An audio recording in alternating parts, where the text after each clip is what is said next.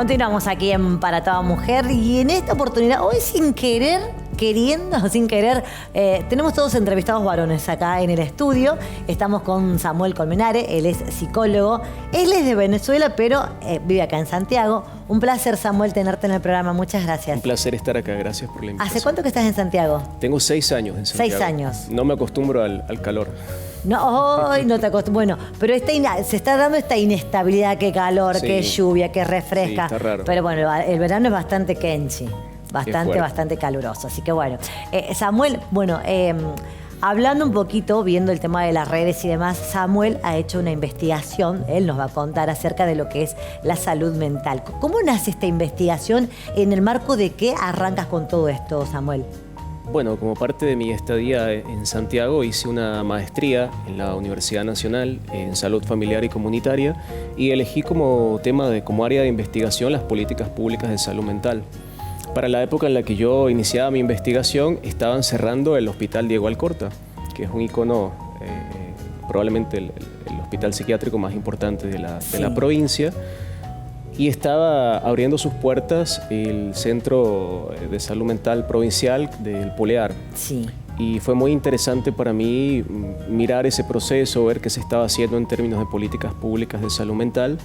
Y yo trabajo una categoría que se llama sustitución de lógicas manicomiales. Esto se dice poco, pero está bueno marcarlo. El manicomio como institución, esto de encerrar a la gente, etcétera, nosotros sabemos como académicos que no funciona. Pero sin embargo se sigue implementando en el mundo y decimos que estamos en una transición hacia otra cosa donde la gente no viva toda una vida encerrada en un hospital, donde nadie viva en un hospital, donde nadie viva en un manicomio, sino que la gente que tenga patologías pueda recibir atención y luego reinsertarse en la comunidad. Claro, que sea en forma ambulatoria.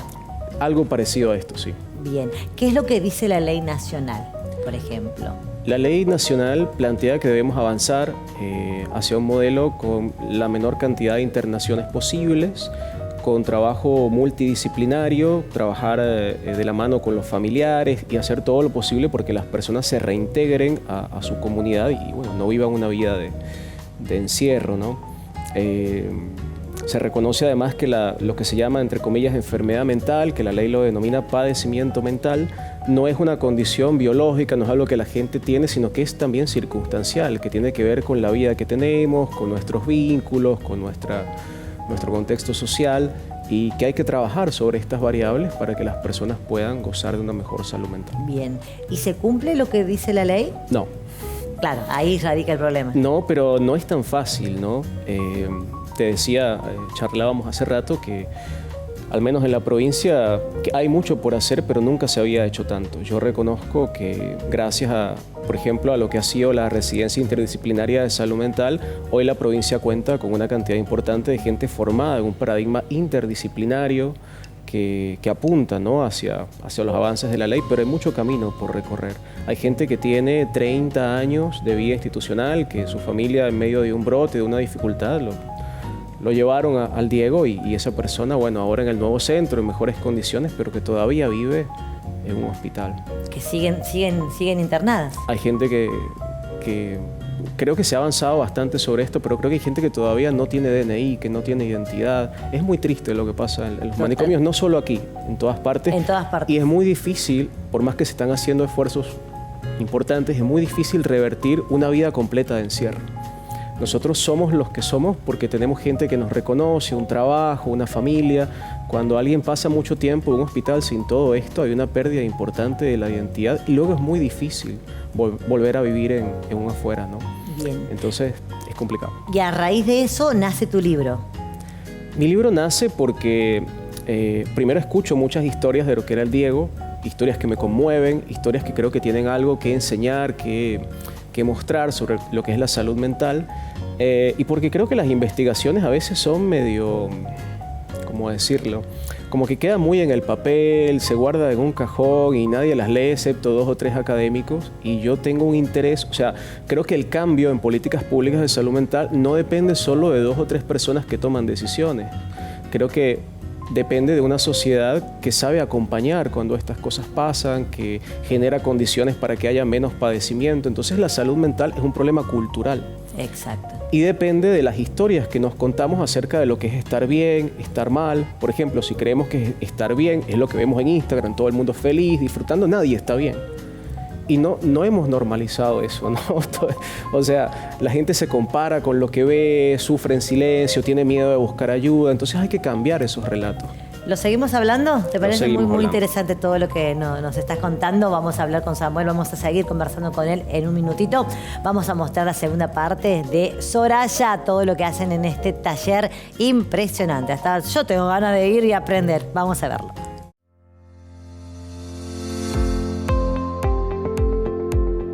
Y también, aparte de ropa, hacen accesorios. Por ejemplo, hacen mochilas, hacen bolsos, hacen cartucheras. Ahora a principio de año, en febrero, como comienzan las clases y hay chicas que quieren emprender y vender cositas, vienen a aprender eso, a hacer su cartuchera, su bolso, su mochila, su bolso maternal. La verdad que como que cada una elige lo que quiere aprender. Perfecto. Y ahora en febrero arrancas, ¿a partir de cuándo? Y la primera semana de febrero. Bien, ¿en dónde estamos para que aquellas mujeres que estén interesadas? Bueno, ahora ya terminamos noviembre, terminas vos con todo, pero en febrero, ¿a dónde te encuentran? Y bueno, me tienen que buscar en las redes como Cursos de Costura Sor, busquen ahí mi teléfono y mi dirección es Cabanillas 385, esquina Pedro Longallo, cerca de la vieja terminal. Siempre les digo que estamos a 4 cuadras de la terminal. También tengo, por ahí si les interesa, seminarios. Contame acerca de los seminarios. ¿Cómo es el tema de los seminarios? Bueno, los seminarios son clases sueltas de 4 horas, a donde vienes, copias el molde, cortas y coses aquí. Llevas tu proyecto terminado. Bien. O sea que tienes que saber coser a máquina. Bien, acá no es como el taller que hablábamos, que no hace falta, o sea que no importa si no tienes experiencia. No, acá aquí tienes que saber coser a máquina. ¿Por qué? Porque vos vas a venir, vas a copiar el molde y vas a hacer una prenda. ¿Qué prenda puedes hacer? Por ejemplo, puedes hacer un pantalón, puedes hacer una blusa, puedes hacer un vestido simple, puedes hacer mallas, bikinis. No es que el seminario es específicamente de pantalón, de remera, no. Eliges una cosa. Bien, perfecto. Una cosa. Por ejemplo, aquí te muestro, mira, este es un seminario. Tenemos la bombacha y tenemos el corpiñito deportivo. Hacen estas 2 prendas en una sola clase. ¿En una sola clase? En una sola clase. Después tenemos, miren, esta bombachita, por ejemplo, y esta remerita que puede ser un pijama o puede ser una básica, también lo haces en una sola clase. Y si eliges solo bombachas, en este de bombachas aprendes. La bombacha todo esto hace, mirá, con encaje, todo. Sí. Puedes hacer bombachas comunes, bombachas colalés, bombachas para señoras, puedes hacer bombachas regulables. Bien. También tengo de boxer para niños, boxer para grandes.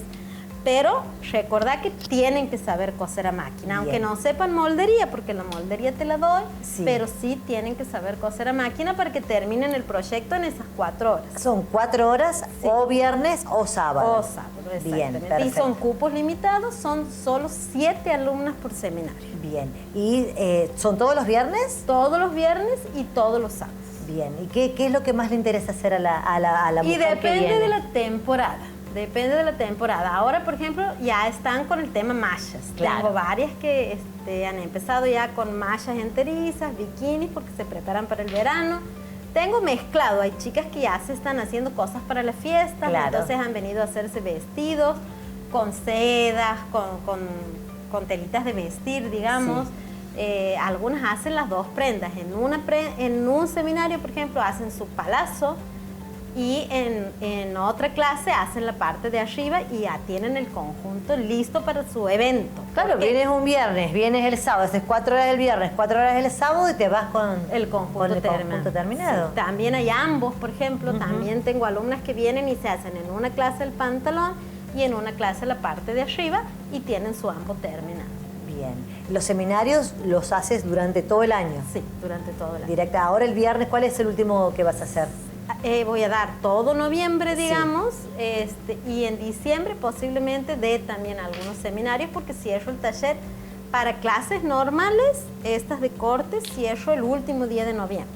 Bien. Pero en diciembre, esas 2 semanitas que me van a quedar libres, voy a hacer algunos seminarios que voy a publicar en mis redes. En las redes, perfecto. Repetime la red entonces para que la gente... Cursos de costura SOR. Estoy en TikTok, estoy en el Facebook, estoy en Instagram. Ay, yo te sigo y me encanta. Tienen que seguirla, Soraya. Está muy bueno. Te da ganas de aprender. Yo quiero venir a hacer esta bomachita. Me encantaron. Bueno, pero no tengo conocimiento. Voy a tener que arrancar en febrero con el taller. Sí, te espero cuando quieras. Dale, bueno, muchas gracias. Muchas gracias. Muchas gracias a vos.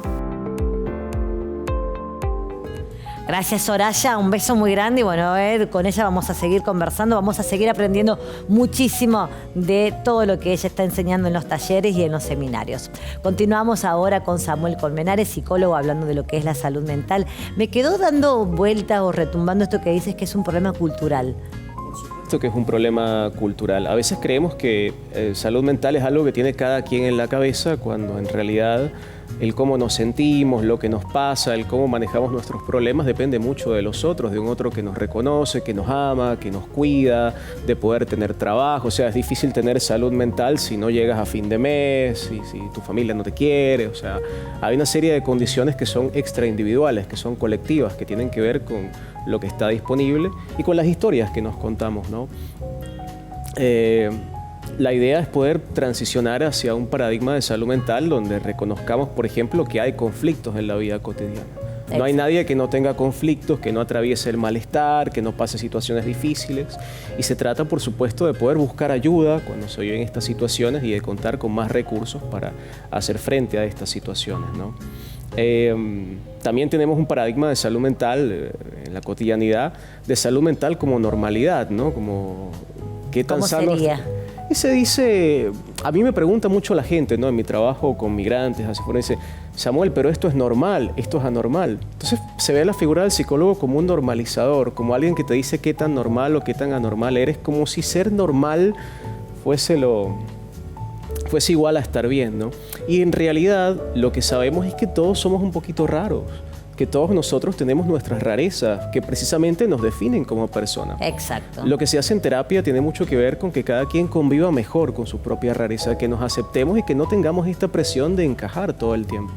Lo que pasa con las personas que terminan en manicomios, en hospitales, es que no encajan y que no sabemos o no hemos podido hacerles lugar y las depositamos en un lugar que al menos hasta hace poco era invisible. ¿Quién entra a un manicomio, no? Entonces se trata de construir soluciones a los problemas de salud mental que no pasen por el encierro y la exclusión, sino por integrar a estas personas, que podamos convivir en sociedad con nuestras diferencias. Bien, ¿y cómo se hace para incluir a una persona que de repente tiene algún problema mental severo y que por ahí representa un riesgo para los propios integrantes de la familia? Habría que ver qué es un problema mental severo, ¿no? En la cuarta historia del libro... Lo digo así porque no sé, no está muy bien que lo diga.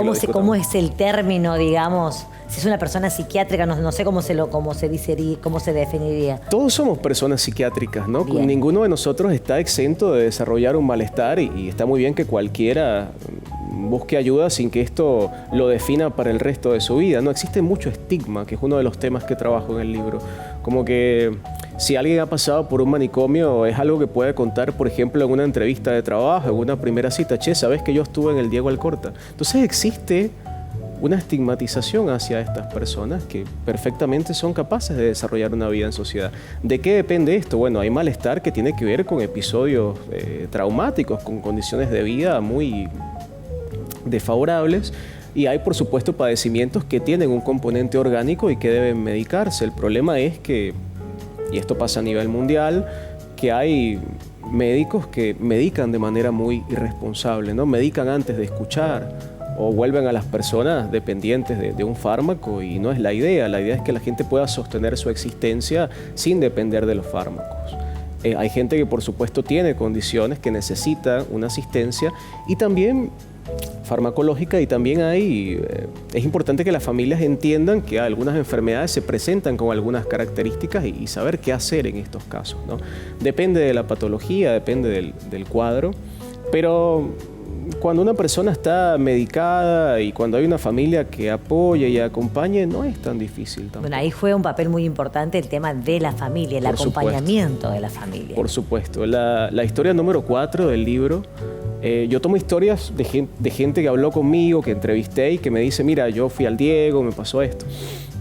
La historia número 4 es la historia... Ahí me vas a contar la historia número 4. Quiero la historia número 1, las 2, las 3, las 4. Bueno, ahí Samuel nos va a contar. Hacemos una pequeña pausa y volvemos ahora con el libro, todo lo que él ha podido recabar con estos testimonios.